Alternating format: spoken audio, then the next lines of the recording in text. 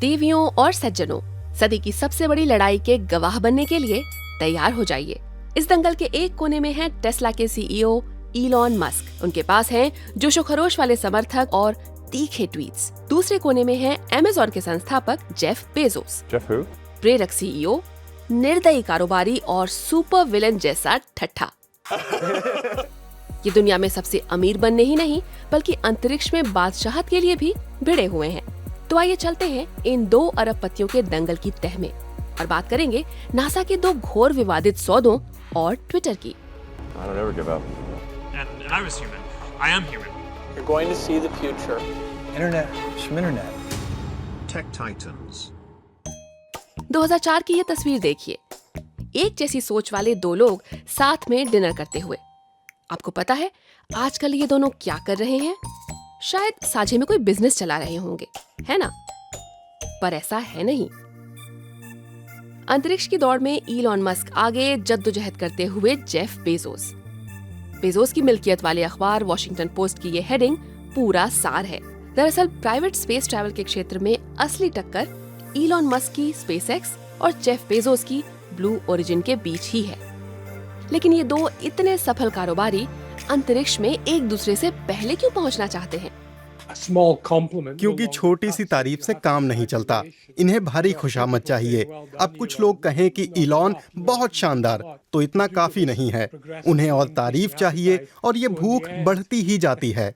ऐसे में अब कुछ साल पहले एक कारोबारी सफलता आपको जो संतुष्टि दे सकती थी, अब वो सिर्फ अंतरिक्ष में पहुंचने या अपने विरोधी को हराने पर ही मिलेगी। ये तकरार 2013 में शुरू हुई जब स्पेसएक्स और ब्लू ओरिजिन नासा के लॉन्च पैड 39A की होड़ में जुटी थीं। 1969 में चांद पर जाने वाले पहले अपोलो मिशन ने यहीं से उड़ान भरी थी। आखिर में स्पेसएक्स ने बाजी जीत ली। बेजोस ने इसका जोरदार विरोध किया, जिसके जवाब में मस्क ने ब्लू ओरिजिन का मजाक उड़ाने वाले कई ट्वीट दाग दिए। 2014 में रार तब बढ़ी जब मस्क को पता चला कि बेजोस ने समुद्र में रॉकेट की लैंडिंग का पेटेंट हासिल कर लिया है। मस्क ने तर्क दिया कि इस आइडिया पर तो 10 साल से काम हो रहा था और उनकी अपील सफल भी रही। 2021 में यह तकरार तब और बढ़ गई जब मस्क और बेजोस दोनों ने चांद पर उतरने में सक्षम यान बनाने के लिए नासा से फंडिंग के लिए आवेदन किया। मकसद था 1972 के बाद पहली बार इंसान को चांद पर भेजना। लेकिन नासा किसी एक को ही पैसे दे सकता था और पैसे मिले स्पेसएक्स को। पर ये दोनों इतना भिड़ क्यों रहे हैं? जब आप इतने ऊंचे ओहदे पर होते हैं, अंतरिक्ष में जाने की बातें हो रही होती हैं, तो बाकी सब छोटा लगने लगता है। ऐसे में लोगों को लगता है कि उनका मुकाबला सिर्फ उन्हीं की लीग वाले लोगों से है। तो अगर अगला व्यक्ति मुझसे ज्यादा बड़ी उपलब्धि हासिल करता है, तो मेरी उपलब्धियों की चमक फीकी पड़ जाएगी। इन दिनों ये सैटेलाइट को लेकर भी मुकाबला कर रहे हैं। पिछले सालों में स्पेसएक्स ने अंतरिक्ष में हजारों सैटेलाइट लॉन्च किए हैं, जिनका मकसद पूरी धरती पर इंटरनेट मुहैया कराना है। पिछले साल अमेज़न ने अमेरिकी अधिकारियों के पास शिकायत दर्ज कराई कि वो स्पेसएक्स की सैटेलाइट बढ़ाने की प्रस्तावित योजना रद्द कर दे। इसकी वजह ये थी कि अमेज़न खुद satellite internet service project Kuiper लाने की योजना बना रही है। तो अंतरिक्ष को लेकर हो रही रेस में कौन आगे खड़ा है? फिलहाल तो मस्क ही आगे दिख रहे हैं। स्पेसएक्स पिछले साल अंतरिक्ष यात्रियों को लेकर इंटरनेशनल स्पेस स्टेशन गई थी। 2023 में वो चांद का एक चक्कर लगाकर लौटना चाहते हैं।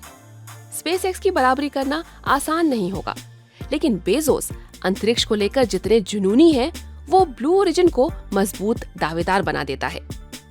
पिछले कुछ सालों में मस्क और बेजोस की निजी लड़ाई ट्विटर तक पर दिखी है।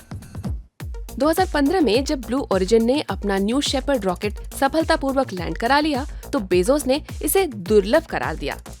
मस्क ने ट्विटर पर इसका जवाब दिया कि स्पेसएक्स ने यह कारनामा 3 साल पहले ही कर दिखाया था। फिर जब स्पेसएक्स का फाल्कन 9 स्पेसक्राफ्ट लैंड हुआ, तो बेजोस भी चुटकी लेने से पीछे नहीं रहे। ये लोग ये सब काम सार्वजनिक रूप से क्यों करते हैं? क्योंकि इज्जत ही सबसे बड़ी संपत्ति है। अगर कोई देखे ही ना, तो अपने विरोधी को हराने में क्या ही मजा है। बेजोस ने मंगल ग्रह पर कॉलोनी बनाने के मस्क के प्लान को बार बार कमतर बताया है। फिर जब अमेज़न ने स्पेसएक्स की तर्ज पर इंटरनेट के लिए सैटेलाइट लॉन्च करने का ऐलान किया तो मस्क ने बेजोस को नकलची कहा। ब्लू ओरिजिन ने जो मुकदमे किए उन्हें लेकर भी मस्क ने बेजोस की फिरकी लेते हुए ट्वीट किया। सारी कहा सुनी एक तरफ, पर दोनों की निगाह लगभग एक ही चीज पर है। मुझे नहीं लगता कि वे दोनों परोपकार की नीयत से ये सब कर रहे हैं। मोटे तौर पर तो वे ये सब अपने लिए ही कर रहे हैं, पर हम सभी ज्यादातर मौकों पर यही करते हैं। बहुत कम लोग ही इतने परोपकारी होते हैं। ज्यादातर लोग स्वार्थ और महत्वाकांक्षा के लिए ही ये सब करते हैं।